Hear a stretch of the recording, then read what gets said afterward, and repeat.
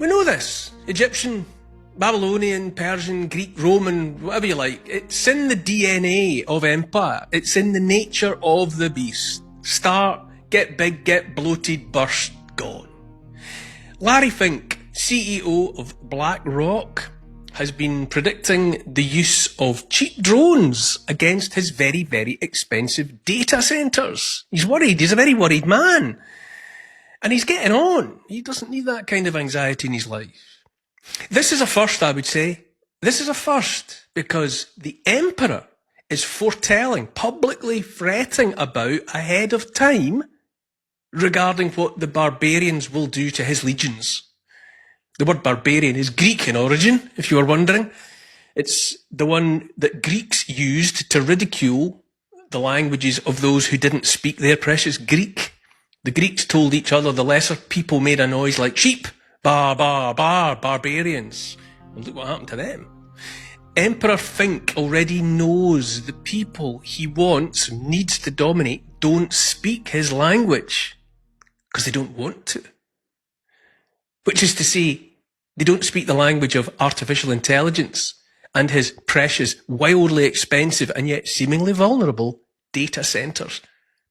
I say again, this is a first, because this time Caesar, and Larry Fink is de facto the Caesar of the latest empire, the money-powered, trillionaire-owned technocracy empire.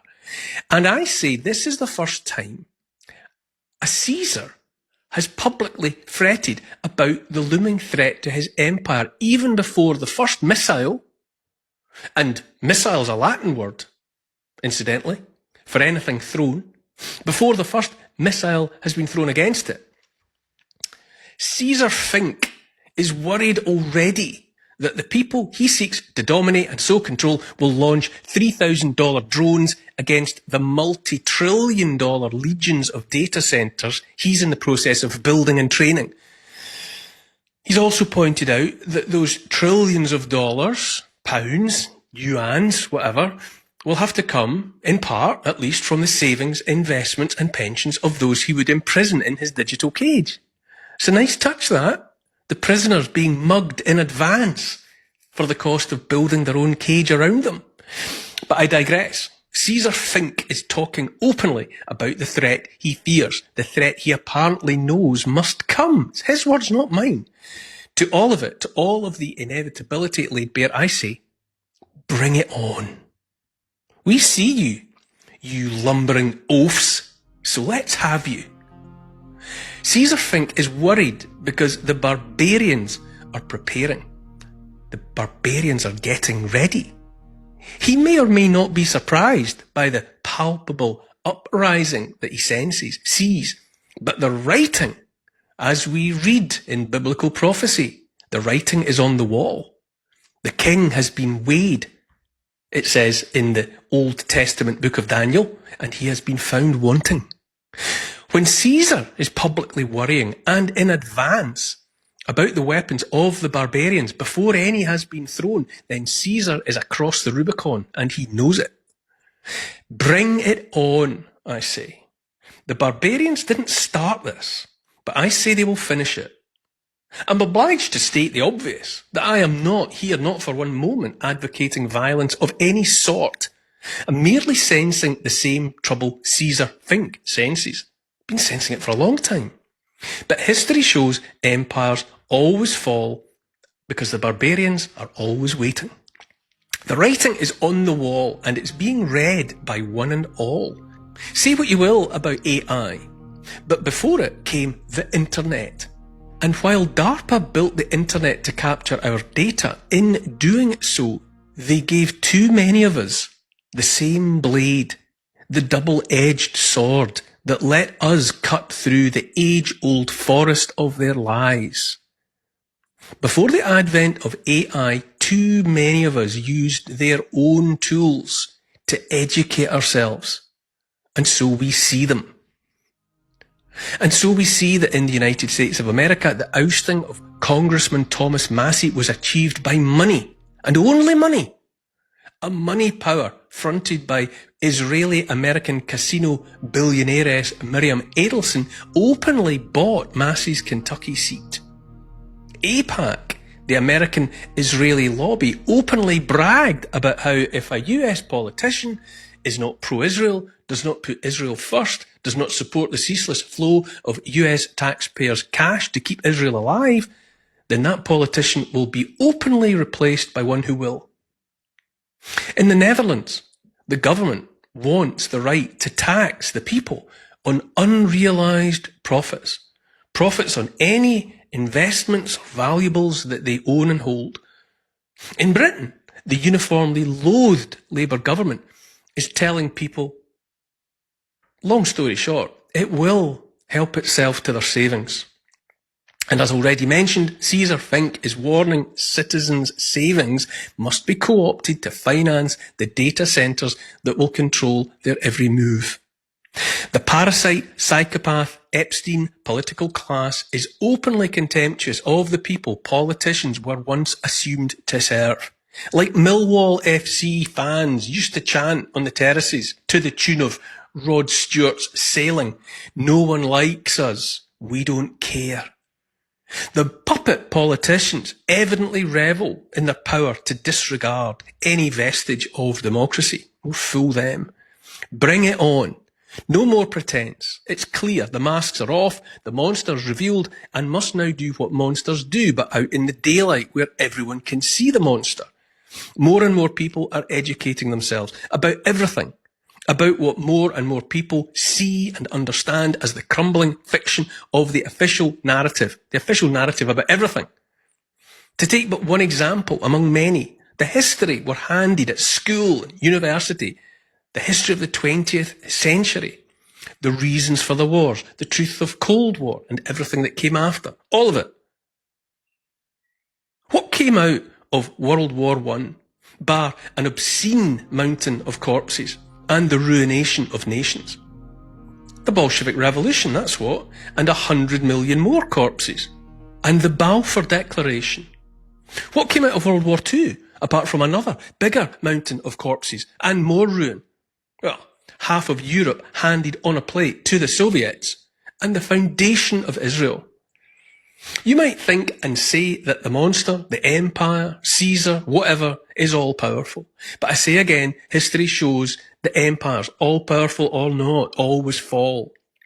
You might say that because of all that power centralised and openly, blatantly, contemptuously wielded by the empire, that the coming conflict will be hopelessly one-sided in their favour, that we'll be throwing stones against tanks. But history shows how stone throwers, determined, stubborn enough, can be unexpectedly effective in the event of what experts describe as asymmetric warfare. A person might ask as well, who is it that Fink fears will launch those drones that he's so worried about? The people? The would-be inhabitants of the digital cage? Is that who he's worried about? Is that who he's talking about? And if not the people, then who? An observer might draw a parallel between the drones Caesar Fink fears and the Molotov cocktails of a bygone age. During their winter war against the Finns of Finland, 1939-40, Soviet Foreign Minister Vyacheslav Molotov claimed that rather than bombs, he was dropping food parcels on Finland, what he called airborne humanitarian food deliveries for the Soviets' starving neighbours, don't you know? Dripping in sarcasm, the defiant Finns called the bombs, because it was bombs that were dropping, they called the bombs Molotov bread baskets. And then they started making and throwing improvised fire bombs at Soviet tanks and called them Molotov cocktails. They said the Molotov cocktails were the drinks to go with the bread. I think I read a lot more books because of that. Excuse me? How do you read so many books? Well, I don't read, I actually listen. What do you mean you listen? Well, I have this app. The bread. Molotov wasn't even the man's real name. It was a nickname. They all chose nicknames for themselves. The Bolsheviks, Lenin, Stalin, Trotsky, whatever, they just made up names for themselves that sounded cool. Molotov was a nickname that he chose for himself, made up for himself, out of the Russian word for hammer. because he was staking a claim on the sort of proletarian roots and power that he thought were appropriate to someone like him. But no one was fooled.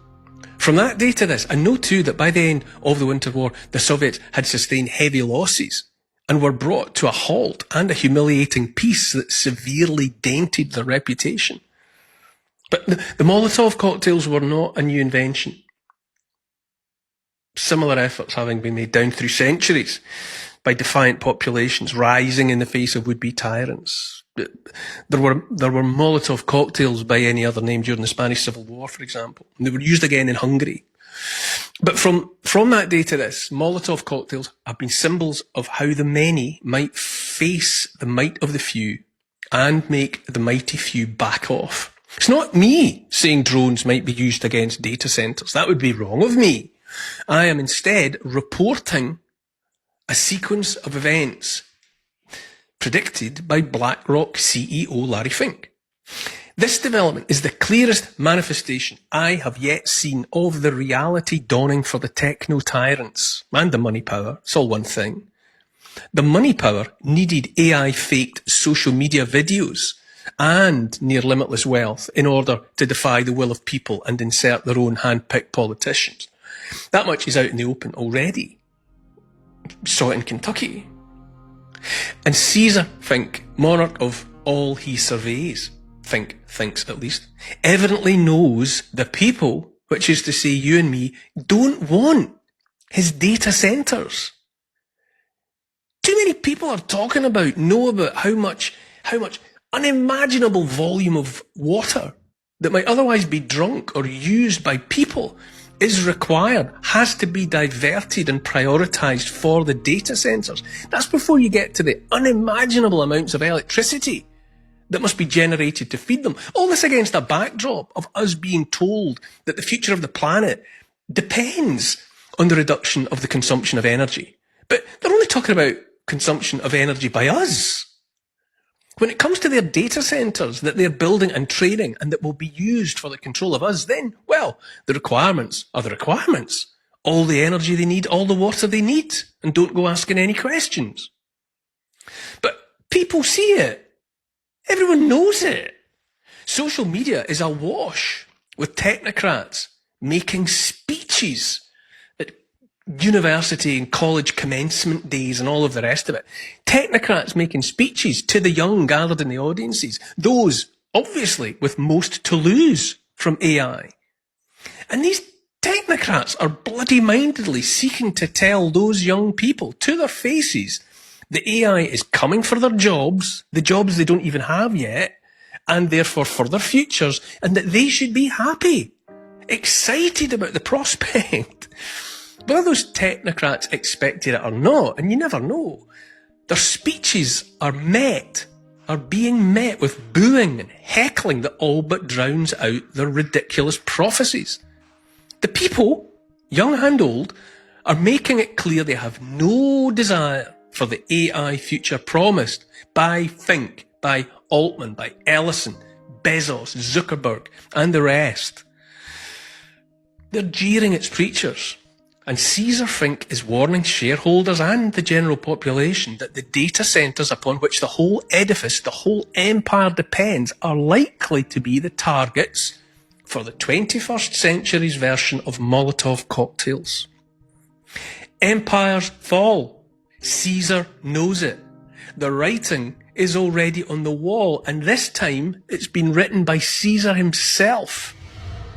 The people, being the barbarians of BlackRock CEO Larry Fink's bad dreams, those barbarians do not want what he is promising. And they're saying it over and over again, louder and louder. So, bring it on. We're bombarded all the time with what we're told is inevitable, what must be, and that if we don't like it, we can just shut up. Bring it on.